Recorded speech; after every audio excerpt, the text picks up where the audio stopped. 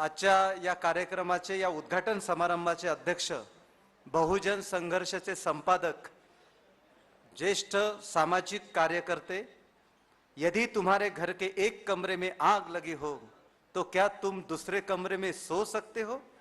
यदि तुम्हारे घर के एक कमरे में प्रेत सड़ा हो तो क्या तुम दूसरे कमरे में गा सकते हो?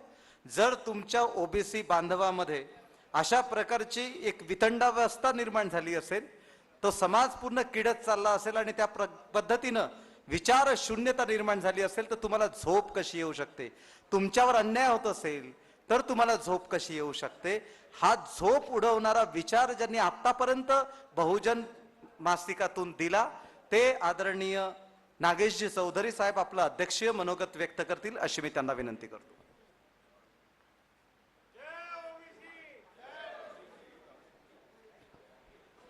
खरं खूप भाषणं तुम्ही ऐकलेली आहात आणि मला वाटते पोटाकडे सुद्धा पाहायला पाहिजे, आणि म्हणून मी जास्त वेळ न घेता आतापर्यंत जे काही वक्तव्य झालेली आहेत, आपले स्वागताध्यक्ष प्राचार्य तायवाडे यांनी जी भूमिका, समग्र भूमिका आपल्यासमोर मांडली, ओबीसी बद्दल आपण काय करायला पाहिजे, कुठले ठराव घ्यायला पाहिजे, कुठल्या मागण्या करायला पाहिजे, यासंबंधी सगळे विस्तृत माहिती त्यांनी आपल्यासमोर दिलेली आहे. त्यानंतर आमचे केंद्रीय मंत्री सचिन अहिर साहेब यांनी सुद्धा ओबीसीच्या भूमिकेला जर पाठिंबा दिलेला आहे, ते भाजपचे मंत्री असले तरी ते ओबीसी वादी आहेत असं त्यांच्या वक्तव्यामधून आपल्याला दिसलं आहे. त्यानंतर नानाभाऊ पटोले खासदार आहेत, ते पण भाजपचे आहेत, परंतु त्यांच्या मनामध्ये देखील ओबीसी बद्दल जी काही धग दिसते आहे ती सुद्धा त्यांनी आपल्या भाषणातून व्यक्त केली आहे. बंधू आणि भगिनींनो, न्यायमूर्ती कोळसे पाटील साहेब आपल्याला अध्यक्ष म्हणून लाभले. त्यांनी जे विचार आपल्यासमोर मांडले ते अतिशय मूलगामी आहेत. त्यांनी जी भूमिका आपल्यासमोर मांडली, त्यांचा माझा परिचय 25 वर्षापासूनचा आहे. बहुजन संघर्ष या आमच्या पाक्षिकाचे ते आजीव सभासद आहेत. त्यांची भाषणं किंवा त्यांचे विचार बहुजन संघर्षामध्ये देखील अनेकदा आलेले आहेत. त्या कोळसे पाटील साहेबांनी जी आपल्यासमोर एक एकीची भूमिका मांडलेली आहे, किंवा या देशामधले जे तथाकथित ब्राह्मणवादी लोक आहे, या देशातल्या तमाम लोकांना ब्राह्मणी व्यवस्थेमध्ये कसं गुंतवून ठेवावं याच्यासाठी जी मांडणी झालेली आहे, त्यांनी टिळक सावरकरांपासून गोळवलकरांपर्यंतची जी काही साखळी आपल्यासमोर ठेवलेली आहे ती सुद्धा लक्षात घ्यायला पाहिजे. कारण हा ओबीसी एससी एसटी हा जो वाद आहे, हा वाद चुकीचा आहे ही त्यांनी मांडणी केलेली आहे. ही भूमिका तर महात्मा फुल्यांनी देखील घेतलेली होती की या देशातली तेली माळी महार कुणबी मांग हे सगळे ब्लड ब्रदर्स आहेत, रक्ताचे भाऊ आहेत. अशा प्रकारची भूमिका महात्मा फुल्यांनी त्या काळामध्ये मांडलेली होती. किंवा बाळासाहेब आंबेडकरांनी देखील कधीही ओबीसीचा विरोध असा केलेला नाही आहे, किंवा त्यांनी जी काही भूमिका मांडली बाळासाहेब आंबेडकरांनी ती देखील या ओबीसींना पुढे जाण्यासाठी, लीडर्स इन हिंदुइझम सारखा ग्रंथ असेल त्यामध्ये त्यांनी या सगळ्या इंडियन मासेस जे आहेत, या देशामध्ये ब्राह्मणांनी कशा प्रकारे इथला बहुजन समाजाला दाबलेला आहे, कशा प्रकारे चिखलात रोवून ठेवलेला आहे, ही भूमिका डॉक्टर बाबासाहेब आंबेडकरांनी घेतलेली आहे. त्यांना काही वेळा रागही यायचा आणि ते असं म्हणायचे की हे जे नॉन ब्राह्मिन्स आहेत किंवा ओबीसी आहेत, they are unpaid police of the Brahmins. म्हणजे हे लोक ब्राह्मणांच्या कलानं त्यांच्यासाठी राबतात, ते अनपेड पोलीस आहेत, त्यांना काही मिळत नाही, परंतु ब्राह्मणांच्या ब्राह्मणवादी भूमिका घेतात. याच्यासाठी या नॉन ब्राह्मिन्स लोकांना, म्हणजे ज्याला आपण ओबीसी म्हणता येईल, त्या लोकांना त्यांनी धारेवर पण धरलाय. परंतु सगळी बाते ॲनिहिलेशन ऑफ कास्ट असेल बाबासाहेब आंबेडकरांचं, ते तुमच्या सगळ्यांच्या मुक्तीसाठीचा तो मंत्र आहे. आणि ही जी भूमिका माननीय कोळसे पाटलांनी आपल्यासमोर मांडली की डीएनएची भूमिका, की या देशामधला सगळा ब्राह्मणेतर समाज, मग तो एससी असेल, एसटी असेल, ओबीसी असेल, आदिवासी असेल, इव्हन मुस्लिम असेल, या देशातले 85% मुस्लिम हे इतरदेशीय आहेत, तुमचे आमचे भाऊबंद आहेत, ओबीसी आहेत, दलित आहेत. आणि या मंडल आयोगामध्ये देखील मुसलमानांचा समावेश आहे, मुसलमान जातींचा समावेश आहे, ख्रिश्चनांच्या जातीचा समावेश आहे, शिखांचा समावेश आहे. म्हणजे ही मंडल आयोगाची जी मुवमेंट आहे ही धर्मनिरपेक्ष आहे, कुठल्या एकाला धर्माला बांधील नाही आहे. आणि म्हणून ही जी मुवमेंट आहे मंडल आयोगाची, ज्याचा लढा आम्ही 1980 पासून नागपूरमध्ये चालवला, 1984 30 मार्च 1984ला आमची जी 4 डिसेंबर 1983ला याच हॉलमध्ये अखिल भारतीय मंडल परिषद झाली होती. त्या मंडल परिषदेतून जे काही 400 रुपये वाचले होते, त्या 400 रुपयातून आम्ही बहुजन संघर्ष नावाचं पाक्षिक सुरू केलं. ते आजही चालू आहे. 30 मार्च 1984ला त्याचा पहिला अंक आम्ही काढलेला होता आणि 1984 पासून आज 2016 पर्यंत चालू आहे. मला असं वाटतं की ओबीसींचं मुखपत्र नाही आहे. ओबीसींचे विचार काय आहे ते मांडणारी कुठलंही वर्तमानपत्र नाही आहे. कोळसे पाटलांसारख्यांना जर मीडिया स्थान देत नाही, आमच्यासारख्याची दूरच गोष्ट आहे. कधी तुम्हाला आम्ही टेलिव्हिजनवर दिसणार नाही, कधी मुलाखत घेताना दिसणार नाही, कधी आमचे लेख तरुण भारत लोकमत कधी छापणार नाही. त्यांच्या बाजूचं लिहिलं तरच ते छापतील, तुमच्या बाजूचं लिहिलं तर कधी छापणार नाही. संपूर्ण मीडिया या देशामधली ब्राह्मणवादी आहे, ब्राह्मणांचं महत्व सांगणार आहे.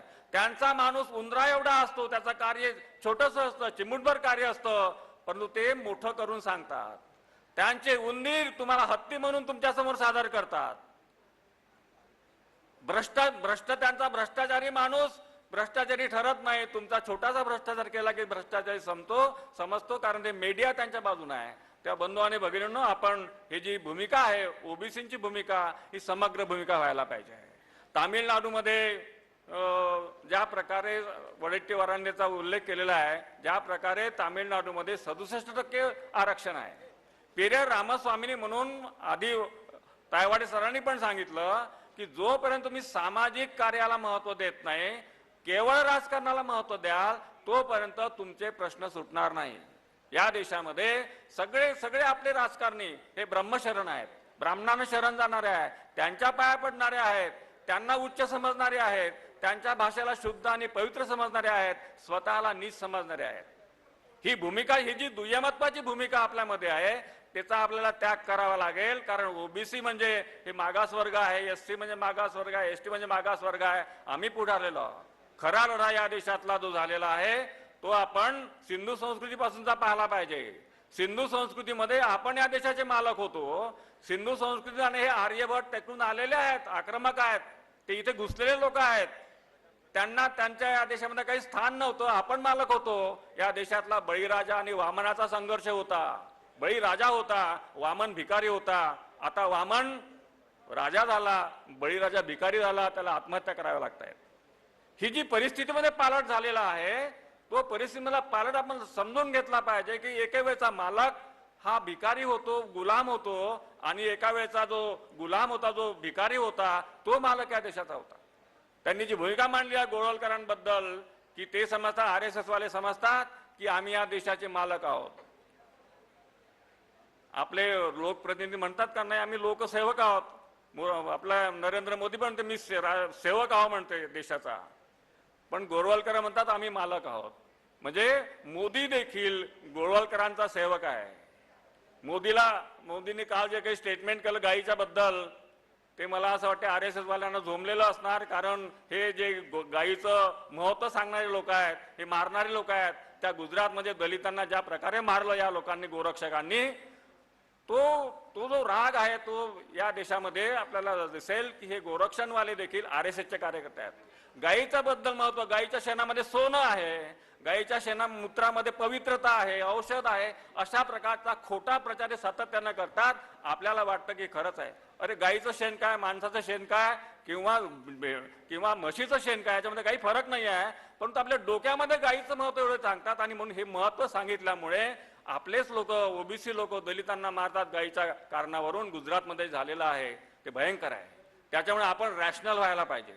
आपण ओबीसींनी भूमिका घ्यायला आपला वैचारिक ताकद आपण दाखवून दिलेली पाहिजे. महात्मा फुल्यांनी गणपतीचं डंबू डेऱ्या शेंबूड काढतो वगैरे असं म्हटलेलं आहे. महात्मा फुल्यांनी गणपतीचा निषेध केलेला आहे, गणपती उत्सवाला विरोध केलेला आहे. टिळकांनी त्या गणपती उत्सवाचा सार्वजनिकरण केलं आहे, कारण ते मुसलमानांच्या विरुद्ध होतं. बहुजन समाजाला गुलाम करण्याकरता होतं. आपण फुल्यांचं नाव घेतो आणि गणपती बसवतो, ते नाव घेण्याला काही अर्थ नाही. फुल्यांचं नाव घेऊन गणपती बसवणारे लोक हे ओबीसीचं काम करू शकत नाही. कारण महात्मा फुल्यांनी, तुम्हाला मग याचा अर्थ होतो काय की टिळकांना सांगितलं ते तुम्ही स्वीकारता, फुल्यांनी सांगितलं ते स्वीकारत नाही. याचा अर्थ तुम्ही टिळकांचे गुलाम आहात, टिळकांच्या विचारांचे गुलाम आहात. तुम्ही फुल्यांच्या विचारांना मानणारे नाही. तुम्हाला केवळ आरक्षणासाठी फुले पाहिजे आहेत, केवळ ओबीसी म्हणून फुले पाहिजे आहेत, फुले विचारांना नाही पाहिजे. तुम्हाला फुल्यांचे विचार कृतीत आणायचे नाही आहे. फुल्यांनी म्हटलं होतं की या देशामध्ये एक महिनेशन व्हायचं असेल तर जाती व्यवस्थेचा अंत करा, जाती व्यवस्थेचा विरोध करा. पण आपण काय करतो, जातीला धरून आहोत. आपल्याला हा सगळी जाती व्यवस्था मोडीत काढायला पाहिजे आहे, ही उच्च नीचता मोडीत काढायला पाहिजे आहे. या देशातला हा जो मालक समजणारा वर्ग आहे त्याला जरा वठणीवर आणण्याची गरज आहे. अरे तुम्ही जातीनं उच्च, तुम्ही ही जी विकृती आहे, जाती व्यवस्था, जात पाळणं, जातीच्या नावानं आम्ही उच्च असं म्हणणं, हे अबनॉर्मॅलिटी आहे, ही विकृती आहे. कोणी माणूस, सगळे माणसं या देशामध्ये या खुर्चीवर बसणारे तुम्ही बंधू आहात. कोणी उच्च दिसत नाही, कोणी नीच दिसत नाही, परंतु मनामध्ये उच्च नीचता आहे. तुम्ही सांगता की याची जात कळली की आपल्याला वाटतं वरचा आहे की खालचा आहे, डोक्यामध्ये आपल्या भरत असते. आणि ही विकृती आहे. कारण माणसाचं शरीर सारखंच आहे, तो ब्राह्मण असेल, दलित असेल, आदिवासी असेल, कोणी असेल, सगळ्यांचं शरीर सारखं असताना त्याच्या डोक्यामध्ये जी विकृती आहे की मी जातीनं उच्च आहो आणि ह्या जातीनं खाली आहे, दिस इज अबनॉर्मॅलिटी. ही विकृती आहे. जाती व्यवस्था या देशामधली विकृती आहे. ती विकृती काढण्याचं काम फुल्यांनी केलं, ती विकृती काढण्याचं काम बाबासाहेब आंबेडकरांनी केलं. आमच्यासारखे म्हणजे कोळसे पाटील अगदी या 75व्या वर्षी देखील ओरडून सांगतात आपल्याला, अरे बावळे बहुजनांनो जरा सुधरा, विचार करा. आपण विचार करत, आपण त्यांच्या विचारानं चालतो ना, आपल्या भल्याचा विचार करतो. अरे ब्राह्मणाच्या विचाराने चालून तुमचं भलं होणारच नाही आहे. तुम्हाला नोकऱ्या मिळतील पण त्यांची व्यवस्था, ते म्हणतात हे हिंदू राष्ट्र आहे. काय आहे हिंदू राष्ट्र म्हणजे? आपल्याला वाटतं आपण हिंदू आहे म्हणजे हिंदू नावाचा धर्म तरी आहे का? कुठलं धर्म पुस्तक आहे?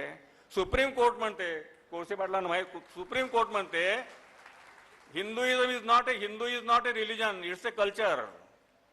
ती संस्कृती आहे, वे ऑफ लाईफ आहे, राहण्याचा हे. अरे मग धर्म काय आहे? तुम्ही हिंदू धर्म कशाला लिहितो आपण? तेव्हा हिंदुत्वाच्या हिंदू राष्ट्र म्हणजे त्यांच्या डोक्यामध्ये काय आहे तेही आपण समजून घेतलं पाहिजे. हिंदू राष्ट्राचे सेवक होऊ नका. हिंदू राष्ट्र हा तुम्हाला दाबून ठेवण्याचा प्रकार आहे. हिंदू राष्ट्र, गोळवलकर असं म्हणतात की ज्या देशामध्ये चातुर्वर्ण्य आहे, ब्राह्मण सगळ्यात वर आहे, त्याच्या खाली क्षत्रिय आहे, त्याच्या खाली वैश्य आहे, त्याच्या खाली शूद्र आहेत, ही जी उतरंड आहे ती उतरंड कायम ठेवणं म्हणजे हिंदू राष्ट्र आहे. तुम्ही शूद्र आहात, तुम्ही नीच आहात हे तुम्ही मान्य करा, म्हणजे तुम्ही हिंदू राष्ट्राचे भाग होऊ शकता. तेव्हा हिंदू राष्ट्र हा जो सतत प्रश्न घेतात, अडवाणी असो की गोळवलकर असो की सावरकर असो की टिळक असो, टिळकांना तर 1902 साली केसरीमध्ये लिहिलं होतं की आम्ही हिंदू राष्ट्र आम्हाला पाहिजे आहे. म्हणजे खरे जनक, खरं बीज हे टिळकांनी टाकलेलं आहे आणि त्या टिळकाला आपण लोकमान्य म्हणतो. या टिळकानं स्त्रियांचा द्वेष केला, ओबीसींचा द्वेष केला, बहुजनांचा द्वेष केला, यांना नीच समजण्याचं काम टिळकांनी पेरलेलं आहे. त्याचीच री मग सावरकर, आपण सावरकर, आमचे लोक, काही लोक सावरकरांची तारीफ करतात. या सावरकरनं देखील ज्या देशामध्ये चातुर्वर्ण्य नाही तो म्लेच्छ देश आहे असं म्हटलेलं आहे. यस्मिन देशेन चातुर्वर्ण्यम तम देश म्लेच्छ देश असं म्हटलं आहे. म्हणजे चातुर्वर्ण्य हे यांचं हिंदू राष्ट्राची ओळख आहे. तुम्हाला नीच ठेवणं हे हिंदू राष्ट्र आहे, तुम्हाला अधिकार नाकारणं हे हिंदू राष्ट्र आहे. आणि म्हणून आपल्याला दिसेल की मंडल आयोगाचा लढा जेव्हा झाला, व्ही.पी. सिंगानं जेव्हा मंडल आयोगाची घोषणा केली 7 ऑगस्ट 1990ला, 3 महिन्यात त्यांचं सरकार पाडण्यात आलं. कालेलकर आयोग त्या आधी होता.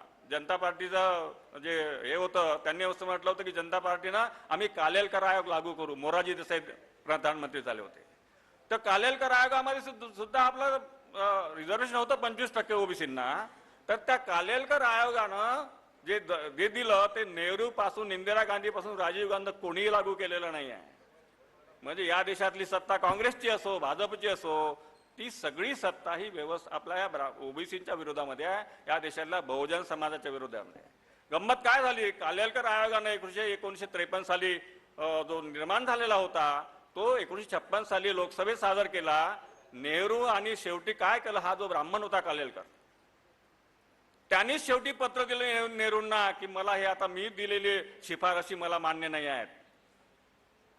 म्हणजे स्वतः ज्या माणसानं तो आयोग तयार केला, शिफारशी दिल्या, त्यांनीच सांगितलं हा विड्रॉ करा, हा आयोग मंजूर मलाच नाही आहे. प्रधानमंत्री नेहरूंनी त्याचं ऐकलं, कारण इथल्या सगळ्या नागपूरच्या ब्राह्मणांनी सांगितलं होतं कालेलकरला, अरे तू काय केलेलं आहे, हे सगळं ब्राह्मणांच्या डोक्यावर बसणार आहे. आणि म्हणून तुम्हाला दिसेल की जेव्हा म्हणून मग मोरारजी देसाईनं देखील ते खाली केलं आणि त्यांनी सांगितलं का नाही आता आपण कालेलकर आयोग लागू करणार नाही, आता मंडल आयोग आम्ही लागू करणार आहोत. मंडल आयोग बसवला. त्याच्यानंतर 77 पासून मग 80 पर्यंत तो आला आणि मंडल हा माणूस यादव आहे. बीपी मंडल हे खासदार होते, ते बिहारचे यादव जातीचे होते. त्यांनी मात्र प्रचंड मेहनत घेतली आणि एक चांगला रिपोर्ट सादर केला. त्याचं नाव आपण घेतोय आज. तो आहे की त्यांनी तो जमीनदार माणूस होता मंडल, परंतु त्याला देखील म्हणे मला देखील शाळेत बसताना खाली बसावं लागत होतं, कारण ब्राह्मणच्या बरोबरीने मी बसू शकत नव्हतो. श्रीमंती हा जाती व्यवस्था नष्ट करण्याचा मार्ग नाही आहे. श्रीमंत असलेला दलित असो ओबीसी असो हा भिकारी ब्राह्मणांपेक्षा स्वतःला नीच समजतो, तो त्याच्या पाया लागतो. ही जी मानसिकता ओबीसींची आहे, या मानसिकतेच्या विरुद्ध तुम्हाला लढा द्यावा लागणार आहे. नाहीतर काय आपण त्यांच्या पाया पडत राहायचं, त्यांनी तुम्हाला लाथा मारत राहायच्या, तुम्हाला नाकारत राहायचं. आपला हा ओबीसीचा लढा चालू द्या, तुमचा लढा, आम्ही काही करणार नाही आहे. जसं बबनरावनं सांगितलं आपल्याला की त्यांनी घोषणा तर केली आता 6 लाखाची क्रिमी लेअरची मदत वाढवतो म्हणाले. आता ते अशा घोषणा म्हणजे 6 वेळा झालेल्या आहेत, पण तू लागू केल्या नाही आहे. त्यांना माहिती आहे की यांच्या तोंडाला पाणी पुसायचं. आपण लोक शब्दावर देखील खुश होऊन जातो, काही न मिळताच आपण खुश होतो. त्याच्यामुळे आपण एक काही न मिळता खुश होणार आणि ते सगळं मिळालं तरी खुश नाही आहे. सगळा देश त्यांच्या ताब्यात आहे. सगळ्या संस्कारी सगळ्या नोकऱ्या त्यांच्या जास्तीत जास्त प्रमाणात ताब्यात आहे, तरी ते खुश नाही आहे, तरी ते असमाधानी आहे, असंतोष आहे, तरी ते हिंसा करतात. आणि आपण एवढं सोचतो तरी आपण त्यांची हिंसा सहन करतो. आता बळीराजा जर आत्महत्या करायला लागला, आता हे वामनांचं राज्य आहे, बळीराजाचं राज्य केव्हाच गेलेलं आहे. या वामनाच्या राज्यामध्ये आपल्याला आमचे ते बळीराजाची संकल्पना मांडली कधीतरी शरद जोशींनी, पण ज्यावेळेस मंडलचं आंदोलन चालू होतं त्याच वेळेस त्यांनी शरद जोशींनी शेतकऱ्यांचं आंदोलन सुरू केलं आणि त्यांना शेतकऱ्याच्या नादाखाली ओबीसीच्या मुद्द्यांपासून बाजूला नेण्याचं सुद्धा काम केलं आहे. हे सुद्धा वामन होते, शेवटी भाजपमध्ये गेलेले आहेत. त्याच्यामुळे शरद जोशी देखील किती प्रामाणिक होता, शेतकऱ्याचं नाव घेऊन शेतकऱ्यांना फसवणारे देखील आपण ओळखले पाहिजे, कारण ते देखील भाजपमध्ये जातात, ते वामनाची भूमिका घेतात, ते विषमतेची भूमिका घेतात. अशा लोकांपासून आपण सावध असायला पाहिजे. आणि हे ओळखण्याची मला वाटते पात्रता नुसतं शिक्षणातून येत नाही, तुम्हाला विचार करावा लागेल. आम्ही काहीतरी पत्रकार ठिकाणी काही लोकांनी आणलेलं आहे की ओबीसींनी विचार करायला पाहिजे, ओबीसींच्या विचारांची ताकद वाढली पाहिजे. नुसतं संख्येनं आपली ताकद नाही आहे. 52% म्हणजे वी आर इन मेजॉरिटी, आपण मेजॉरिटी असं म्हणतो आपण स्वतःला, परंतु पॉवरचा विचार केला, पॉवर सेक्टरमध्ये म्हणजे ज्याच्यामध्ये शक्ती आहे, सत्तेमध्ये तुम्ही मायनॉरिटीमध्ये आहात.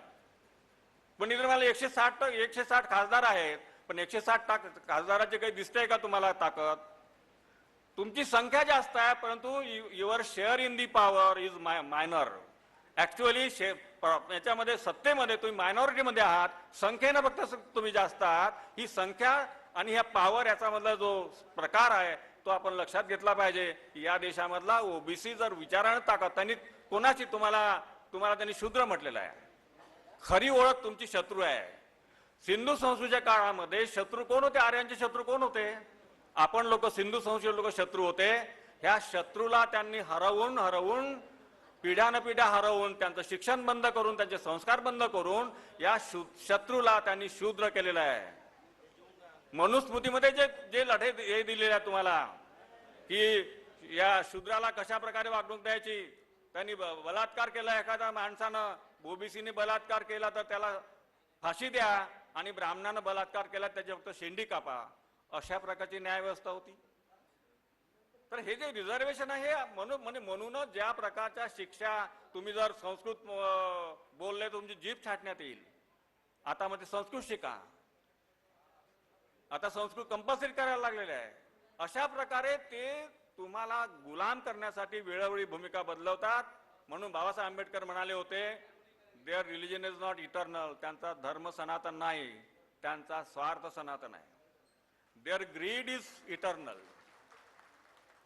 त्यांचा धर्म सनातन आहे, ते म्हणतात आमचा सनातन धर्म आहे. सनातन धर्म नाही आहे त्यांचा स्वार्थ सनातन आहे. म्हणजे ते प्रत्येक काळामध्ये आपला स्वार्थ पाहतात, तुम्हाला दाबत राहतात. हे लक्षात घेतलं पाहिजे. म्हणून तुमचे गुरु ब्राह्मण करू नका. चांगला पुरोगामी वाटणारा देखील ब्राह्मण गुरु करण्याच्या लायकीचा नसतो.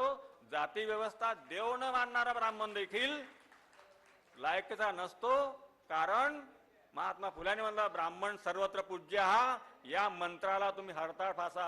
महात्मा फुले म्हणतात ब्राह्मण सर्व क्षेत्रामध्ये पूज्य आहे, पवित्र आहे, उच्च आहे. या भूमिकेला तुम्ही हरताळ फासा. ही भूमिका महात्मा फुल्यांनी घेतलेली होती. बंधून बघणं ते शिका ना जरा. आम्ही टिळकाचं काय ऐकतो, फुल्यांचं काय ऐकत नाही? कारण तो जातीनं ब्राह्मण आहे म्हणून ऐकतो आणि फुले जातीनं माळी आहे म्हणून ऐकत नाही. बाबासाहेब आंबेडकरांचं का नाही ऐकत? तुमच्या भल्याचं सगळं संविधान लिहिलं असून का नाही ऐकत? विचार खालून वर जात नाही. ब्राह्मणाचे विचार खाली खाली लवकर जातात, दलितांपर्यंत जातात, ओबीसी आदिवासीपर्यंत जातात, पण फुल्यांचे विचार वर जात नाही आहे. आपणच लोक स्वीकारत नाही आहे. आपणच स्वीकारला तर ब्राह्मण घाबरतील. फुल्यांचे, बाबासाहेबांचे विचार आपण जर स्वीकारले तर ते घाबरतील. त्यांना माहित आहे की आमचे विचार असे लोक मान्य करतात. ते म्हणतात ते आपण घडवून आणतो. 1995 साली त्यांनी गणपतीला दूध पाजलं. सगळे लोक पाजायला लागले दूध. त्यांची ती टेस्ट होती की हे लोक कसे भयाड आहेत, आम्ही काहीही म्हटलं तरी ते मान्य करतात. हा भयाडपणा आपण घालवला पाहिजे स्वतःमधला. नाही तर त्यांना माहित आहे की अरे हे तर आपले गुलामच आहे, आपण म्हणून ते तशाच प्रकारे वागतात. ही गुलामी आपण सांडली पाहिजे. बंधू आणि भगिनींनो, म्हणून ओबीसीचा लढा हा केवळ आरक्षणाचा लढा नाही आहे. हा संपूर्ण या देशाच्या मालकी घेण्याचा लढा आहे. तुम्ही देशाचे मूळ मालक आहात, ते उपरे आहेत, ते बाहेरून आलेले आहेत, ते तुमचे गुलाम. आम्ही गुलाम करणार नाही आहे, त्यांना समानतेची वागणूक देऊ, परंतु ते त्यांचे गुलाम तुम्ही राहणं म्हणजे तुमचं मूळ तुम्ही विसरण्यासारखं आहे. तुमची मूळ मालकी तुम्ही विसरण्यासारखं आहे. त्यांना बजावून सांगा, गोळवलकर तुम्ही मालक नाही होऊ शकत. कोळसे पाटील म्हणतात आम्ही मालक होऊ. तो हा खरा संघर्ष आहे. हा मालकीसाठीचा संघर्ष आपण केला पाहिजे. बंधू आणि भगिनींनो, केवळ आरक्षण होणार नाही, भूमिका बदलाल तर आरक्षणाचा उपयोग येईल. फुल्यांचे विचार घ्याल, बाबासाहेबांचे विचार घ्याल तर आरक्षणाचा उपयोग आहे. आरक्षण घेऊन ब्राह्मणांच्या सारखं वागायचं, त्यांच्या गुलामीत राहायचं, नाव ठेवायचं तरी ब्राह्मण पाहिजे, मरायच्या वेळी ब्राह्मण पाहिजे, श्राद्धालाही ब्राह्मण पाहिजे. तुम्हाला अक्कल नाही आहे? नावही सुद्धा ठेवता येत नाही आहे. तुम्ही स्वतःच्या मुलाचं नाव ठेवायला ब्राह्मणाला विचारता, लग्नासाठी तुम्ही त्याच्यावर अवलंबून राहता. तुम्हाला अक्कल नाही आहे? हे अक्कल नाही याचं लक्षण आहे. आणि म्हणून आपण या सगळ्या बाबींचा विचार करायला पाहिजे असं मला वाटतंय. तुम्हाला जेवायची वेळ झालेली आहे, भूकाही लागलेल्या आहेत, मलाही लागली, त्यामुळे एवढं बोलून